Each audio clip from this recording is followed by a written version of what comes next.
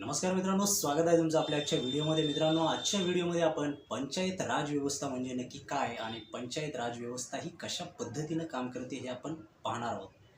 तर मित्रांनो, प्रथम पंचायत राज व्यवस्था म्हणजे काय? तर पंचायत राज व्यवस्था म्हणजे लोकशाही ही थेट गाव पातळीशी जोडली जाते, यालाच पंचायत राज व्यवस्था म्हणतात। 1992 साली झालेल्या घटना दुरुस्तीमध्ये ग्रामपंचायतींना काही अधिकार देण्यात आले आणि त्यातीलच महत्त्वाचा अधिकार म्हणजे गावचा विकास हा गाव पातळीवर आणि गावच्या लोकांच्या हातून व्हावा, असा अधिकार हा ग्रामपंचायतींना देण्यात आला। तर मित्रांनो, ग्रामपंचायतीमध्ये ग्रामसेवक, सरपंच, उपसरपंच आणि सदस्य हे महत्त्वाचे घटक मानले जातात।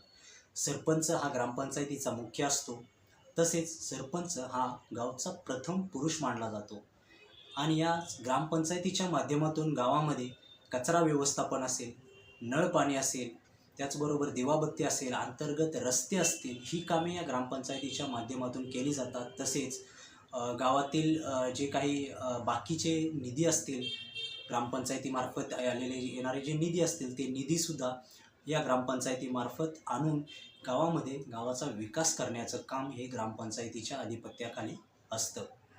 तर या ग्रामपंचायतीसाठी ग्रामसभा हा महत्त्वाचा विषय असतो, कारण या ग्रामसभेमध्ये ठरत असतं की गावामध्ये गावचा विकास काय होणार आहे किंवा गावचा विकास करायचा काय आहे। गावच्या विकासाचा आराखडा या ग्रामसभेमध्ये होत असतो।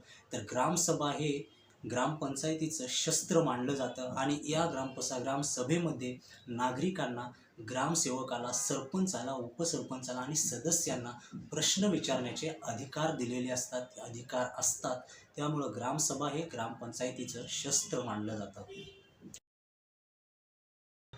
तर मित्रांनो, पंचायत राजव्यवस्थेचा दुसरा महत्त्वाचा स्तर आहे तो म्हणजे पंचायत समिती। या पंचायत समितीमध्ये अध्यक्ष, उपाध्यक्ष आणि सदस्य हे महत्त्वाचे घटक मानले जातात।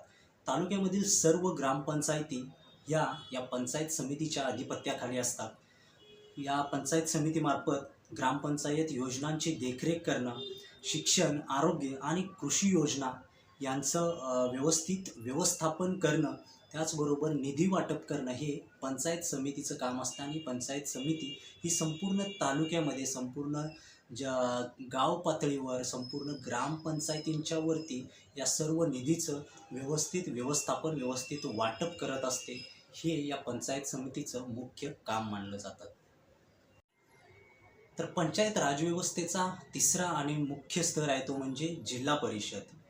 या जिल्हा परिषदेमध्ये अध्यक्ष आणि मुख्य कार्यकारी अधिकारी ही दोन महत्त्वाचे घटक असतात। जिल्हा परिषदेच्या मार्फत जिल्ह्याचा एकूण विकास आराखडा तयार केला जातो, मोठ्या योजनांचं नियोजन केलं जातं आणि सर्व पंचायत समित्या यांच्यावरती आधिपत्य ह्या जिल्हा परिषदेचं असतं। म्हणजेच जिल्ह्यातील जेवढ्या काही पंचायत समित्या आहेत त्या या जिल्हा परिषदेच्या अंतर्गत काम करत असतात। की पंचायत राजव्यवस्थेमध्ये सामान्य नागरिकाला काय अधिकार दिलेले आहेत हे जाणून घेण्याचा। तर ग्रामसभेमध्ये हजर राहणे हा सामान्य माणसाला अधिकार दिलेला आहे। सामान्य माणूस हा ग्रामसभेला हजर राहू शकतो, प्रश्न विचारू शकतो।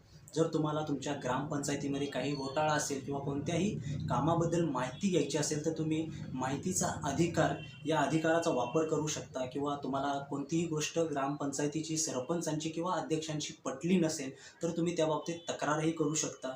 विकास कामांवर नजर ठेवू शकता। आपल्या गावामध्ये जी विकास कामं होत आहेत ती व्यवस्थित होत आहेत का, चांगल्या दर्जाची होत आहेत का, निधीप्रमाणे काम होत आहे का, या गोष्टींवरती तुम्ही नजर ठेवू शकता। कारण लोकशाही ही फक्त मतदानापुरती मर्यादित नाही, तर आपण मतदान करतो याचाच अर्थ आपण आपल्या गावच्या विकासाला मतदान करतो, एखाद्या कोणत्याही नेत्याला मतदान करत नाही। त्यामुळं आपल्याला जे अधिकार पंचायत राजव्यवस्थेमध्ये दिलेले आहेत ते आपण वापरले पाहिजे आणि त्याचा वापर हा आपल्या गावच्या विकासासाठी, आपल्या तालुक्याच्या विकासासाठी, आपल्या जिल्ह्याच्या विकासासाठी करायला पाहिजे। व्हिडिओ तुम्हाला जर आवडला असल्यास व्हिडिओला लाईक करा, शेअर करा आणि चॅनलला सबस्क्राईब करा।